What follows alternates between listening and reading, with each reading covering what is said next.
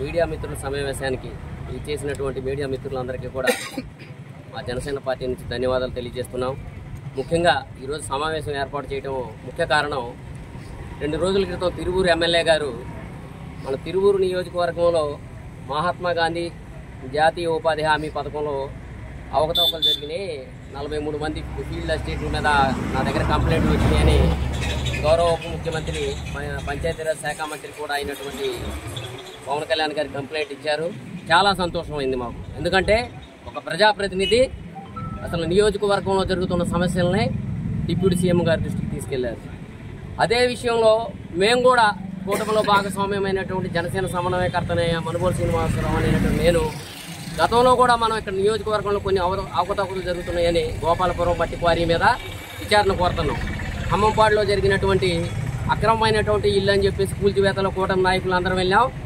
ఆ విషయంలో కూడా అది సక్రమమై ఇల్లు పూర్తి చేసుకుంటుంది. అదే సందర్భంలో గోపాలపురం క్వారీ బదలాయింపు జరిగిందనే ప్రచారం ఉంది, దాని మీద విచారణ కోరుతున్నాం. మరీ ముఖ్యంగా ఏదైతే ఈ ఫీల్డ్ అసిస్టెంట్ని ఈ డిప్యూటీ సీఎం గారిని శాసనసభలో కంప్లైంట్ ఇవ్వడానికి ముందల 2 రోజుల ముందల ఎమ్మెల్యే గారు ఆయన కార్యాలయానికి పిలిపించుకొని ఒక్కొక్క ఫీల్డ్ అసిస్టెంట్ దగ్గర 2 లక్షలు డిమాండ్ చేసినట్టుగా మా దగ్గర పూర్తి సమాచారం ఉంది, వాళ్ళ నాయకులే చెప్పారు.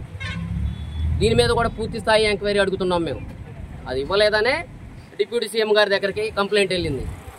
మేము ఇంకా కోరేది ఏంటంటే ఈ నియోజకవర్గంలో ఉన్నటువంటి ఏదైతే విద్యుత్ శాఖలో అవుట్ సోర్సింగ్ ఉద్యోగాలు ఒక్కొక్క ఉద్యోగానికి 6 లక్షలు వసూలు చేస్తున్నారు సార్. బాధితుడు చెప్పినటువంటి స్టేట్మెంట్ ఉంది, ఏదైతే గోపిరాజు అనే వ్యక్తి ద్వారా 6 లక్షలు వసూలు చేస్తున్నారు.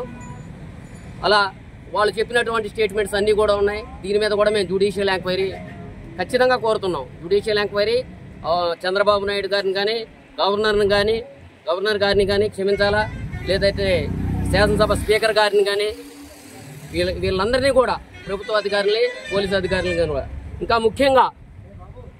ముఖ్యంగా రేషన్ మాఫియాలో నెలకి 9 లక్షలు డైరెక్ట్గా ఈ ఎమ్మెల్యే గారికి వస్తున్నాయని వాళ్ళ నాయకులు చెప్పినటువంటి సాక్ష్యాలు నా దగ్గర ఉన్నాయి. ఇంకా ముఖ్యంగా ఒక 3 ఒక ఎస్టీ మహిళ, ఒక ఎస్సీ యువకుడు, ఒక గవర్నమెంట్ ఉద్యోగి అయినటువంటి మహిళ ఆత్మహత్యా ప్రయత్నం చేశారు. దీని మీద పూర్తి స్థాయి ఎంక్వైరీ జరగాలి. నియోజకవర్గంలో ఎందుకు జరుగుతుంది? ఎందుకంటే కూటమిలో మేము కూడా భాగస్వామ్యం కాబట్టి దాంట్లో తప్పులకి మేము కూడా బాధ్యత వహించాలి కాబట్టి అడుగుతున్నాం.